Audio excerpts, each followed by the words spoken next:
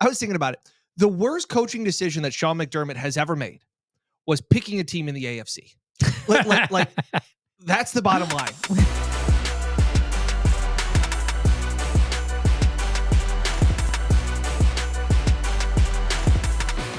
This is the Buffalo Plus Podcast, brought to you by Connors and Ferris. All right, welcome back to the Buffalo Plus Podcast, presented by Connors and Ferris. Mike Catalana, Dan Fates, I am Jenna Cottrell. Please be sure to like, comment, and subscribe to the channel.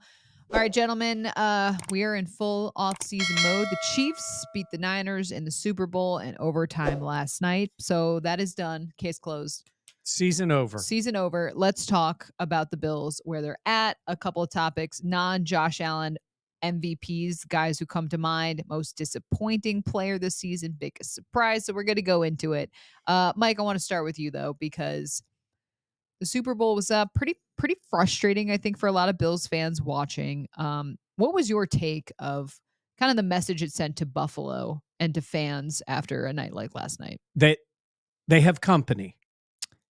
They have company in frustration with the Chiefs. Yeah. They have company with the Niners. They have company with the Bengals from a year good. ago. They have company with the Eagles. They have company with really anyone they've played. And obviously, San Francisco in this case, where you think you got them. You're right there. You think you got them, but you don't got them, right? They just figure a way to do it. Mahomes is awesome, but they've transitioned to a team now that he can play and be the Mariano Rivera closer for them. Yeah, it sucks. It does, because I would tell you this. That team this year was a defensive team with a great quarterback who used his energy when he needed to. Yeah. I mean, it really was. I mean, because they didn't have great weapons. They can run the ball. They can play physically. But that defense is elite, makes big plays at big moments, and then Mahomes is just, in the end of game circumstances, he's just so good. I don't think it was a very entertaining Super Bowl. No. I thought it was rather boring for 3.5 quarters, but it may have been Mahomes's most impressive Super Bowl win, because all season long, especially heading into the postseason, I was convinced, and I still believe it, that team's not good. Like, I don't believe that not roster. Not that good. Right. Defensively, yes, absolutely. Offensively, they're a average team with maybe the soon-to-be greatest of all time. Like, on the trajectory of it. Like, Mahomes dragged what was, I considered a flat tire of an offense. And those guys, Marcus Valdez-Scantling, and I tweeted out, and Mike, you commented on it, like, he tried so hard to drop that pass in the end zone. Like, he tried everything he could, and Mahomes still did it. Like, unbelievable job by Mahomes. It sucks to have to admit that, because I thought the Chiefs offense didn't deserve to win a Super Bowl, but it's the fact that Mahomes did. I asked you guys if there was a memorable play in the game, because there really wasn't. But maybe my most memorable play was Valdez-Scantling going backwards. Oh, so good. And his teammates like, the tweet. Oh my God. I think it was Solak. Solak tweeting. But what if we made it harder? It was unbelievable. And yet they still win. That last drive was almost methodical. We talked about it. It felt inevitable.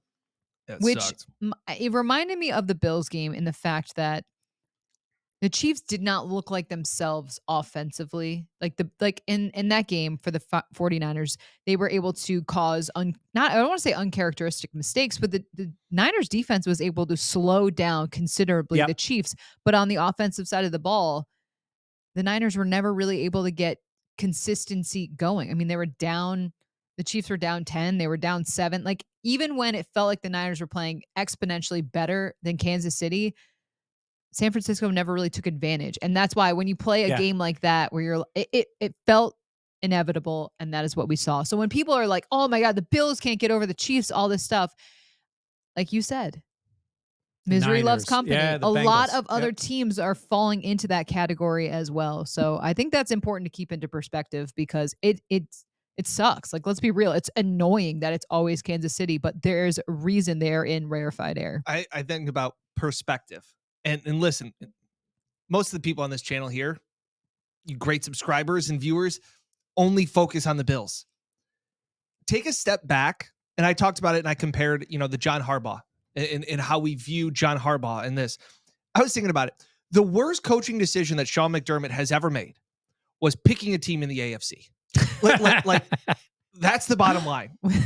Because out of everything that he's done, it is unbelievable the fact that time and time again, if the Bills were in that spot and Sean McDermott takes the football in overtime, ridiculing him. Even Andy Reid made a couple of really bad coaching moves with wasting timeouts and all these things. Sean McDermott's not the only coach. Again, I always feel like I'm an apologist here. Sean McDermott's not the only coach that makes errors. And just take a step back and have some perspective of watching two really good teams. And I do believe that the 49ers and Kyle Shanahan, we may disagree, Mike, but I still think Kyle Shanahan is a great play caller. I'm with you on that. But man, does he away some massive opportunities. He is a great play caller and cannot handle game situations. There was a guy that was a coach for a long time who did the same thing and couldn't win the big game. It's a big guy with red hair. Is his name? He likes cheeseburgers. It was Andy Reid. Sounds It good was right now. Andy Reid. And you know what made him smarter and better? It's Patrick Mahomes. Funny how that works. Yeah. So listen, Shanahan is a brilliant play caller, play designer, all those things. Not a very good game coach. And he's not good with the clock. He's not good managing situations. I mean, how embarrassing is it that his players said they didn't even really go over the overtime rules and they didn't know them? I mean, come on. You had a bye week. You had 2 weeks to the Super Bowl. I mean, over burgers one day. You're not talking about the overtime rules? Unbelievable. And the fact that it just seemed like one player says it, it's kind of like, oh, it was the big joke when Donovan McNabb's like, I didn't know we could tie. Yeah. That's not the case anymore. Yeah. And this rule wasn't this year. Like it's kind of been going on for a few years. Yeah. It's the Super Bowl. Like, you know what I mean? You should be talking about every possible scenario. And that's you have the extra, you have the extra time to do it. It's a very real possibility, and these games have been close. So listen, they're great. I will tell you this. You start to hear the GOAT conversation and all this. The difference is, I will say this for Bills fans. If you look at the history, Brady won 3 Super Bowls in 4 years. He won back-to-back. Mm-hmm. I was at the game that was the second of the 2. I took my dad to the game, Eagles and Patriots down in Jacksonville. That was their second in a row, third in 4 years. They didn't win another Super Bowl for 10 years. They made it to 2. The Giants beat them twice. And then they finally won at the goal line when, Pete Carroll and then Seattle decided to throw, but they won one.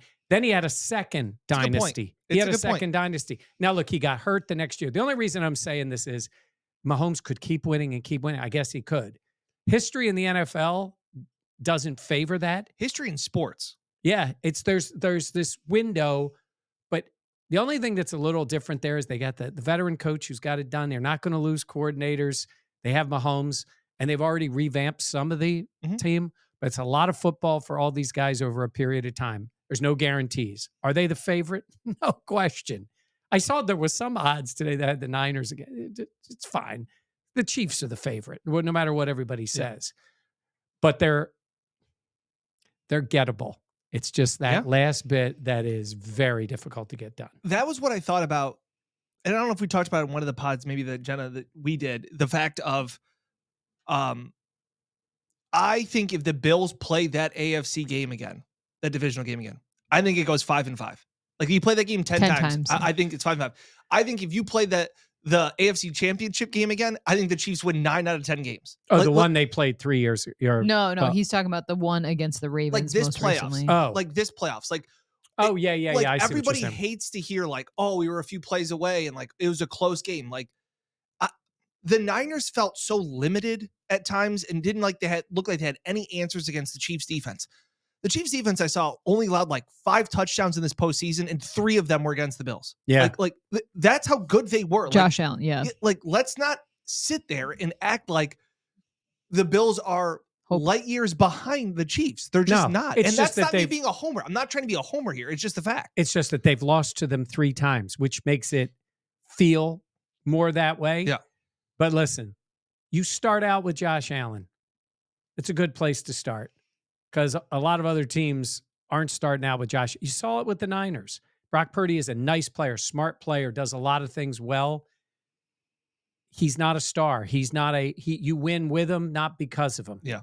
And you can win with and because of Josh Allen. He just needs a little more help.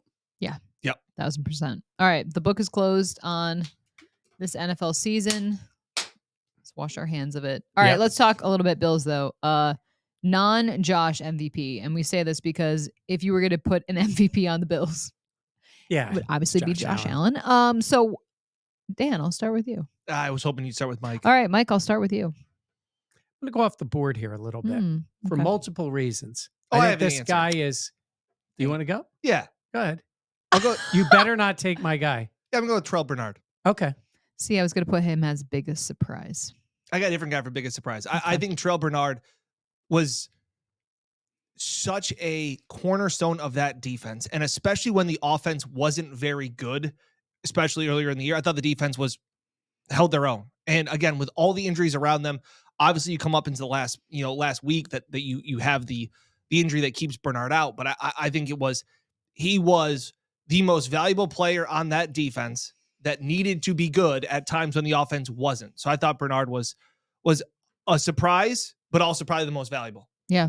I do think that's incredibly fair. I didn't pick MVP because I wanted him. I thought him as even more of a surprise this season, considering we didn't even think he was gonna. It was him and Tyrell Dodson. Yeah, whatever. I don't want to bring it up.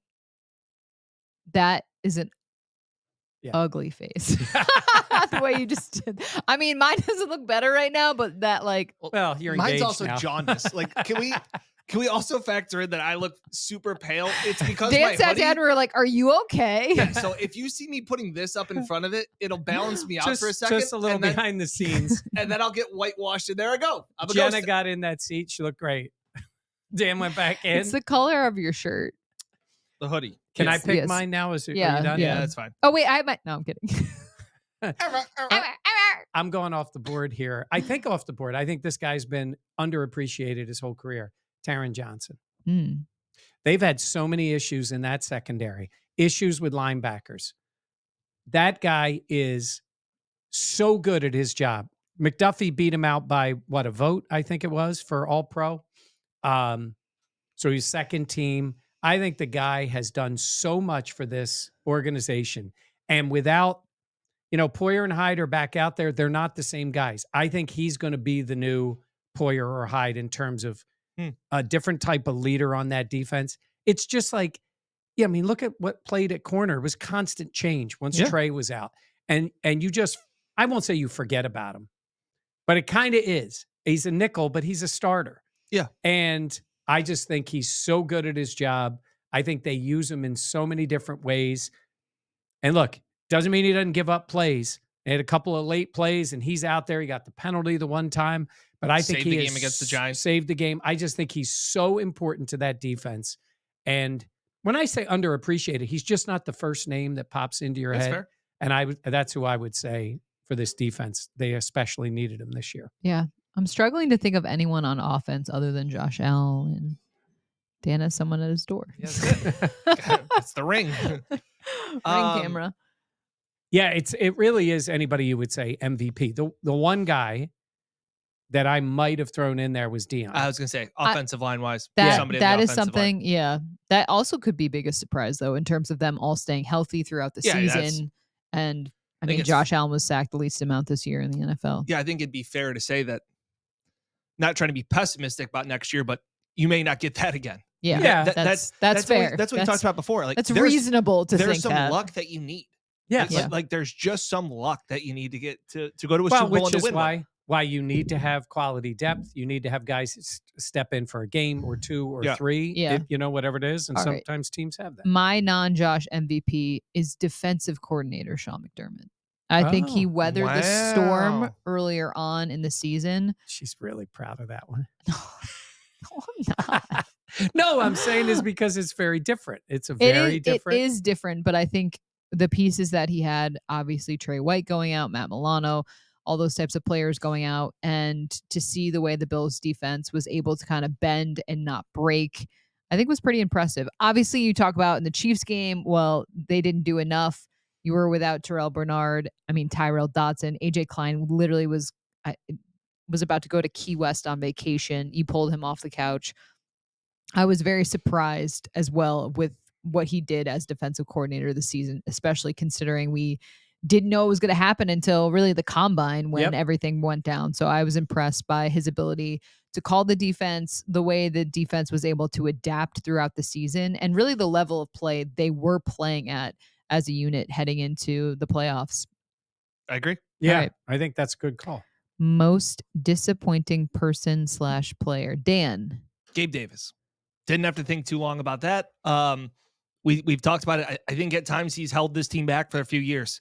I won't take a victory lap. I feel like I've taken. I love when he says that because by doing it, lap. you're taking it. I won't take a victory lap. Pause for dramatic. You're like the Harvard guy.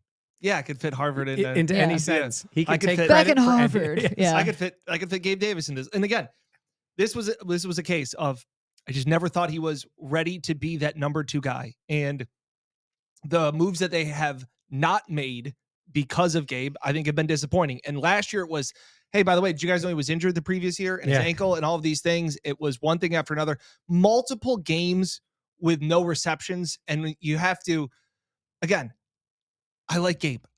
I like it when he has these big games. I'm not sitting here like rooting. I've never been a guy that roots against him. I was apprehensive about what I thought he could be. What his limitations are and the lack of consistency. It's great when he has these big games. It's awesome. Those are few and far between. And unfortunately, where we dogged on Tremaine Edmonds at times, like gets him in and out of the huddle. It's like Gabe's a great run blocker. It's like, but you pay him to catch footballs. Yeah. And that to me is always worrisome. What you said about the moves they didn't make, I think that's the key. They held him up there as a 2. Mm-hmm. It's not a 2. Yeah. Not a 2. Yeah. Von Miller. That's easy. In multiple ways. I figured that would be your first one. In multiple ways. I don't know how much influence he had on when he came back on the field. Yeah. Meaning what he's telling them. Look, their training staff is really good. I think he probably passed every test they wanted. He's physically an incredible player. He always has been. Mm-hmm. But he was bad on the field, did nothing. I mean, they started to get to the point you were looking at him like some undrafted guy out of whatever. And you're like, hey, the guy made a play. He got a pressure. And then the off the field thing, whether there's charges or not, whether anything comes of it, it certainly was he put himself in a terrible spot. I don't know enough of the details, but it was in a terrible spot for this franchise and supposed to be a leader during the bye week. So that caused massive headaches for this team. And then he didn't perform on the field. And he's costing you a ton of money. So incredibly disappointing. And I don't know if that disappointment will change on the field next season, depending on what it is. But yeah. I hear that. But how was the rest of the play, Mrs. Lincoln? Yeah, no kidding. It was like off the field, injuries, all these on things. the field, yeah. I was trying to figure out who was my most disappointing player because I think of Deontay Hardy, Trent Sherfield. I know Dawson Knox had some injuries this season, but I felt like I've been waiting for him to take that next step. I think he can make some incredible plays, but some of the more routine passes, I don't always have confidence in him. And then I thought about Tyler Bass, and it's probably recency bias as well, and I want to admit that. But at the same point, he used to be such a safety blanket for this team. Hey, at least you know you can go out and get 3 points. Yeah. And in situations down the stretch, we talked about it. Do the Bills have a kicking problem? And what is all the things we talked about in the postseason? Those little mistakes that you see glances of in the regular season, they are exposed in the playoffs, and that is why Tyler Bass really stuck out to me.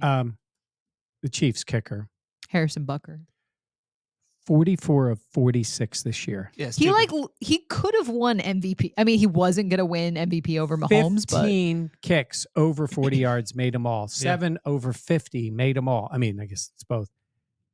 Made them all. Made everything in the playoffs.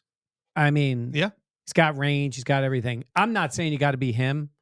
That's a good one on Bass. He was very disappointing, I thought. Yeah, just especially for what he has meant to the team. Yeah. He's someone that has done a great job contributing. Doesn't mean he can't bounce back. Agreed. And there was a point throughout the season where he ebbed, and then you thought, okay, he was able to get it back. But, at the December, January, when you need a guy to be there, he wasn't. Good point.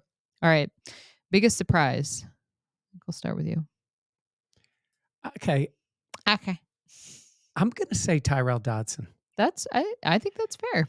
And I don't know what his future is with the Bills. I don't know what they're going to do. Yeah. I never looked at him as a starter. I thought when he had his opportunity, he wasn't the guy.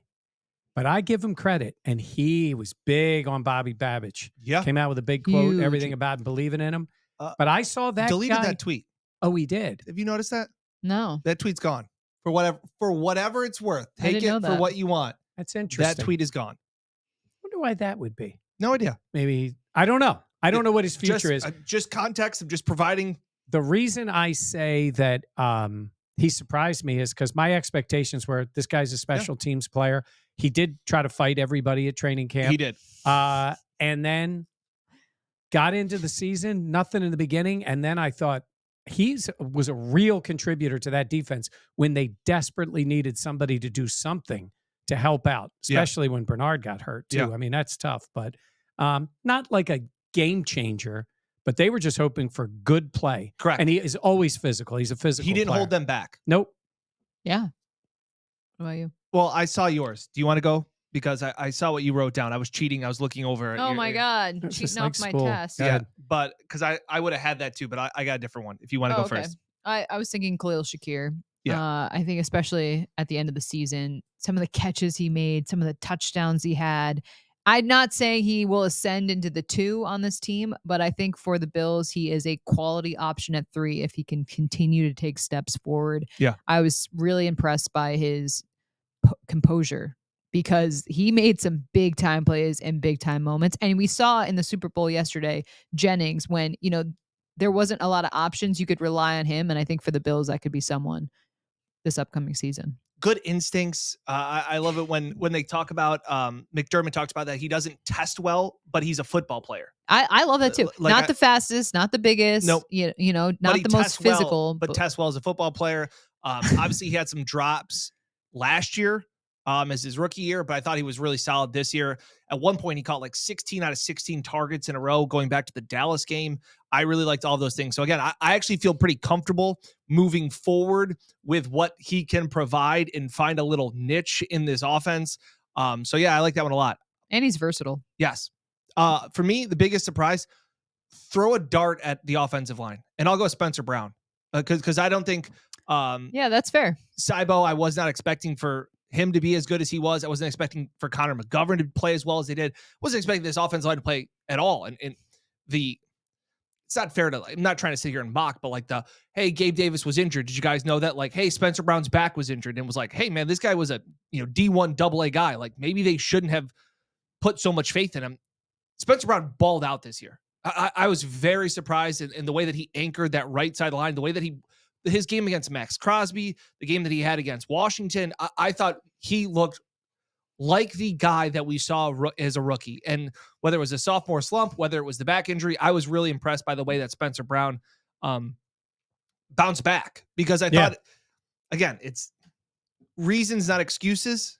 I was debating on maybe he's just not that good. Yeah. He looked more mature. He's a guy that he's a different kind of juice than Dion, but he's a guy that, again, wants to fight everybody on the other team. Yeah. I think he provides a toughness that this offensive line can feed off of.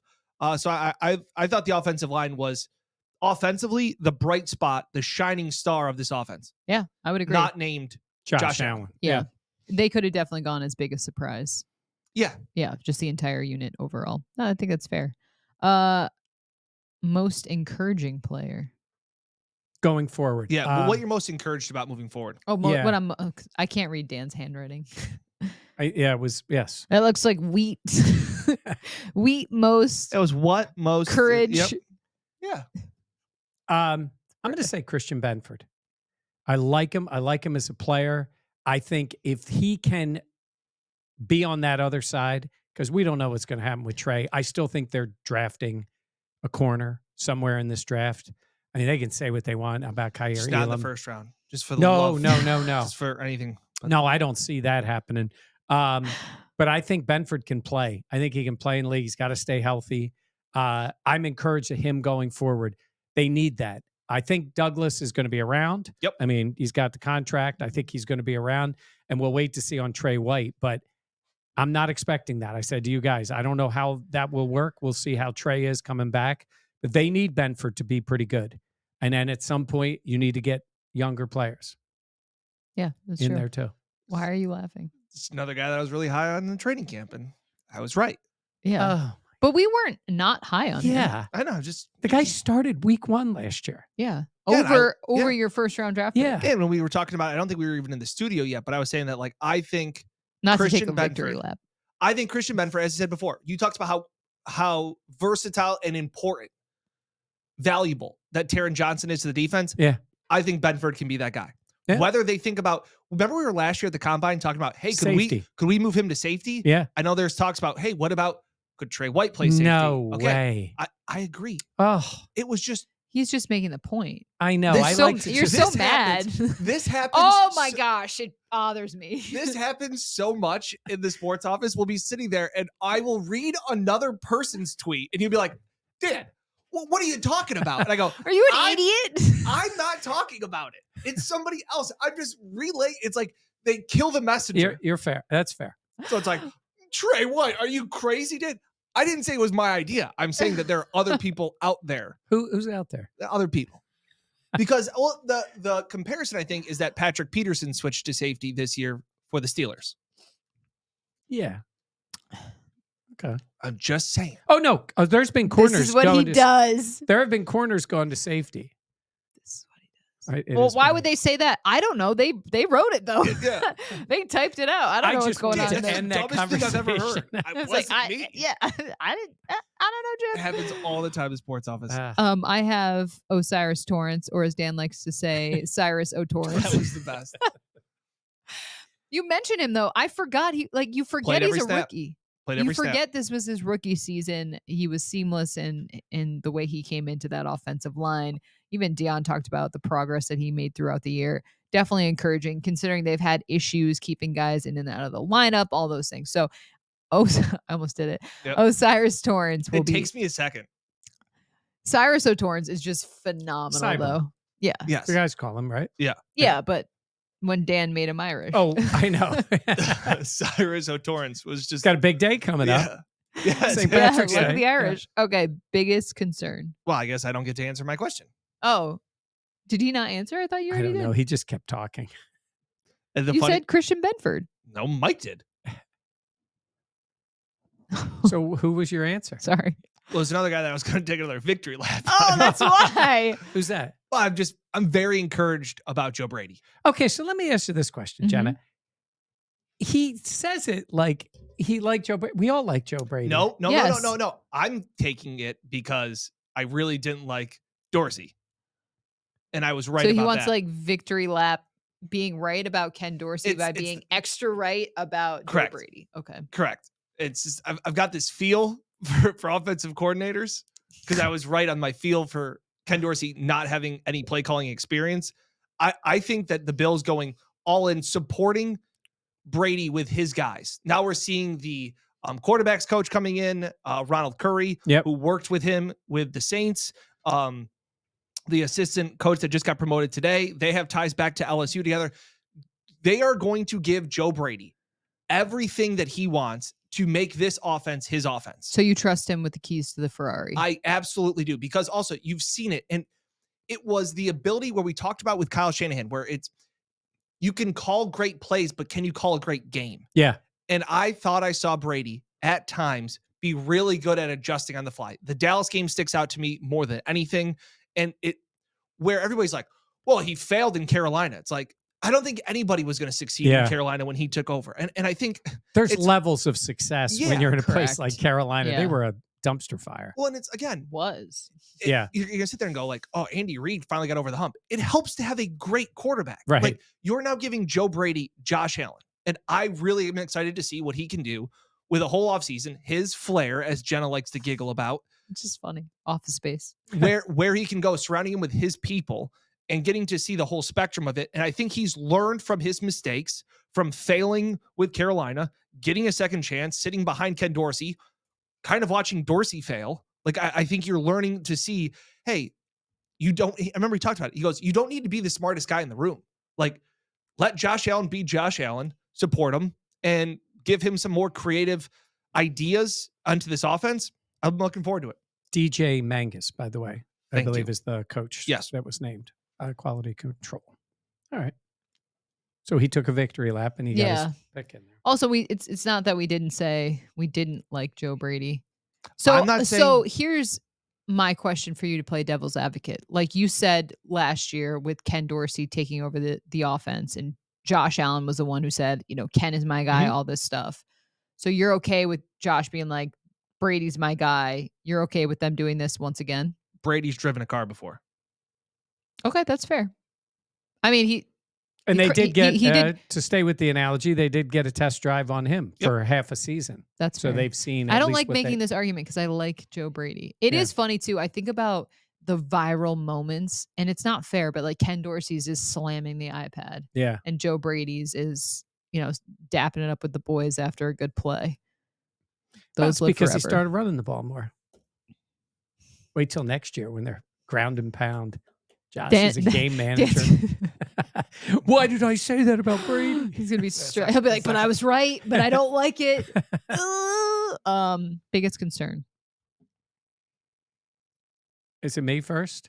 You can go first. And then I would say my biggest concern is the revamping of the D-line. They have a lot of empty spaces there. Who's coming back? What are they going to do? Because I thought the D-line let them down again. Yeah. In the biggest moments, Biggest moments. Tough. And now you got a lot of guys as free agents. A lot. Yeah. Who's coming back? Is like AJ Epinesa coming back. There was guys. You need depth. You need guys there. You need some, again, what is the plan? How many of these free agents are going to return? And then how much do you dip into the draft again? How much capital do you want to use there? Because I think there's 4 guys on the D-line under contract now. And correct. Only one defensive tackle. And what do you activate in a game? 10? Yeah. Usually about. Yeah. That's a lot of players in that spot that are active in a game. So they got a lot of work to do there. What's yours? Biggest concern? Yeah. So I'm a little bit concerned about Babbage. I want, like you said, the MVP being McDermott calling the defense. I would like to continue to do that. Yeah. I would like. But can you keep moving the goalpost back? Yeah, I just don't. I'm always worrisome a little bit of first-time play callers. It just worries me. So we don't know for sure he's going to call. Yeah, correct. And I guess that's where my level of concern is that what are they going to allow Babbage to do? You and I are going to be at the combine. So I'm going to ask you the question like you're Sean McDermott. And I say, so Sean, what are you guys going to do? Who's going to call the plays this year? Well, we're going to take it one day at a time. We're going to work this. We're still working this out. Yeah. It's early in the offseason. Babbage, like all of my assistant coaches. He can make it better. Everyone's so fast. Oh, I know. He just broadens it. Yeah. Josh, like all of our quarterbacks. Yes. Like, you don't got a lot of quarterbacks like Josh. So, Yeah. So great. I knew exactly what he was going to ask. Yeah. All right. My biggest concern overall is that they play in the AFC because the inevitable that is Mahomes and company. But I would say I'm concerned about the weapons that will be around Josh Allen next season and what will be done to upgrade where they're at.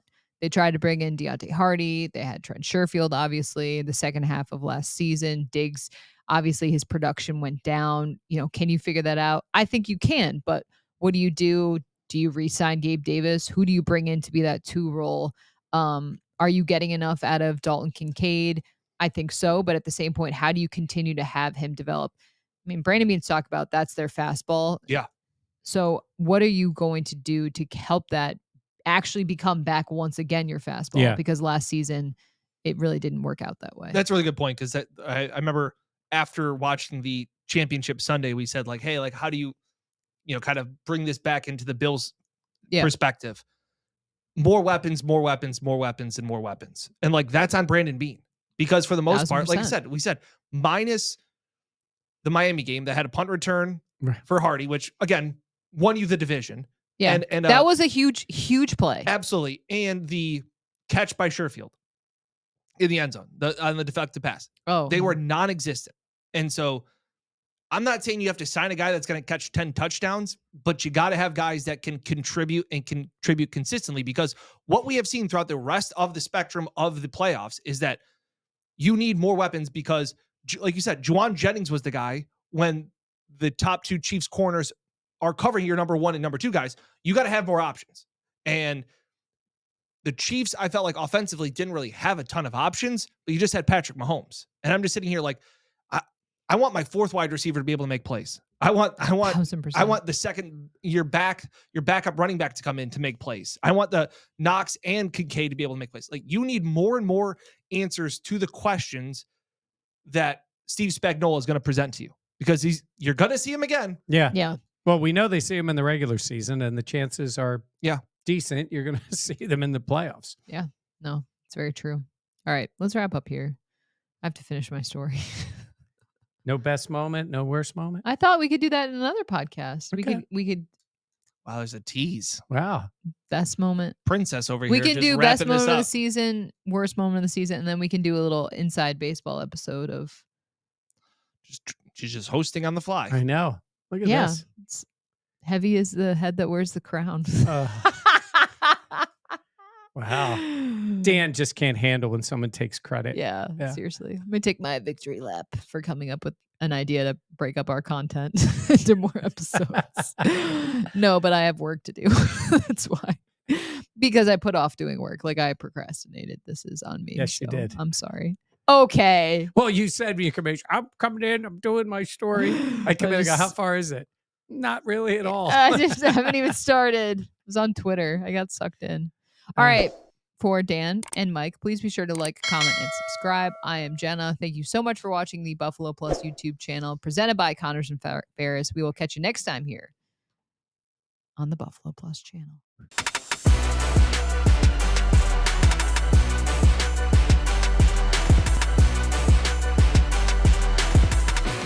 This is the Buffalo Plus Podcast, brought to you by Connors and Ferris.